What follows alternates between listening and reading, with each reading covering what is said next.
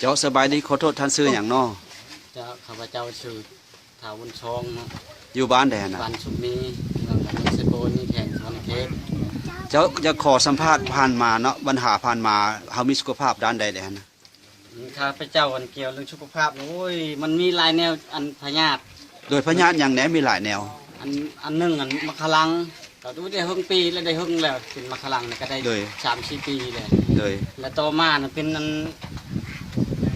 ประดงนี่ประดงกินตามมันขอกระดูกนี่ตามแข็งตามคานี่เลยประดงนั้นแบบมันขึ้นฮอตโปอยู่ตามข้อแล้ววะเจ้าใช่เขาเบิ้งนี่ฮะเขาเบิ้งเขายอมือตัวที่ว่ามันเป็นปุ๊บขึ้นมาที่ว่าข้อโปบเลยแล้วเนาะพวกเขาเจ็บพวกเขาเจ้าแล้ววันนี้อันภายหลังกินยามหัศจรรย์สมุนไพรนี่เฮารู้สึกเป็นอะไรอันเชียนใครในนึงพอยางใดไปเก้ามันไปป่ากินยาละงับไปเก้ามันพอยางใดส่วนนี้ของป่ายาละงับนะธรรมดาเขายางบ่ได้ถึงเงินเขากินยาอันใช้เขาเบิ้งในขวดยา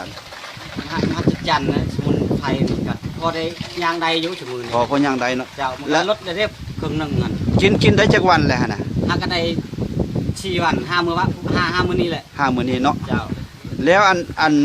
กินยาตัวนี้เข้าไปแล้วมันมีอาการแบบใดอยู่ในร่างกายอยากให้เขาเว้ารายละเอียดแจ้งเนาะ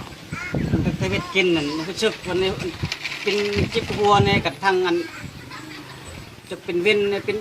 เนี่ยจะเป็นไข้ก็มีนั่นฮันยังนอนก็มีเนี่ยฮันข้าพเจ้าจะลืมมาเอาอันคำแนะนำของทานนั้นจะให้กินน้ำหลายๆข้าพเจ้าก็กินน้ำหลายๆอะไรตกใจก็เกิดแบบเป็นได้ก็ยาบ่ถึกยาเพราะว่าติเกิดในนั้นนะพยายามนั่นแหละก็ต้องได้กินยานั่นแหละกับชั่วโมงนี่ก็เป็นยังธรรมดาอยู่แล้วคือว่าได้ยินว่ามันมีปัญหาเรื่องกระเพาะได้บ่อันกระเพาะอันกับเป็นเลยแต่เก่าเดี๋ยวนี้มันสิลดเลยกระเพาะกับมะขลังถือว่ากินอย่างก็ชื่อว่าสบายบ่เจ้าสบายเลยทายไปยังกับสะดวกอยู่สะอาดเอาไปทายกันทายสะดวกสะอาดเนาะก็คือแต่เก่ายังค้างอยู่ตัวนี้แหละได้ลดอยู่แล้วประมาณได้ลด30%ลด30%แล้วเนาะพอยางได้อยู่เดี๋ยวนี้ฮะยังเจ็บก็ยังได้ตามบ้านก็ยังได้อยู่และมีอย่างอยากเว้าสู่ท่านผู้ฟังว่าเกี่ยวกับยามหัศจรรย์สมุนไพรตัวเรื่องประดุงนี่เจ้าผู้ใดเป็นประดุงเนาะเป็นประดุงเป็นพยาธิหรือว่าพยาธิอื่นก็ยาแต่ว่า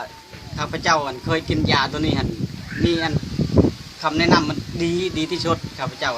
ดีย้อนอยู่ดูผู้ชมในกระตุ้นโตหรือพยาธิกันจะได้ลดเลยมั้งยายังตันมดถ้าก็ได้กิน5 มื้อ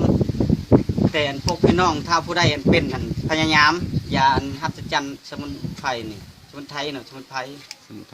เจ้าขอขอบใจหลายๆให้ร่ำรวยสุขภาพให้หายดีได้ประดงก็ได้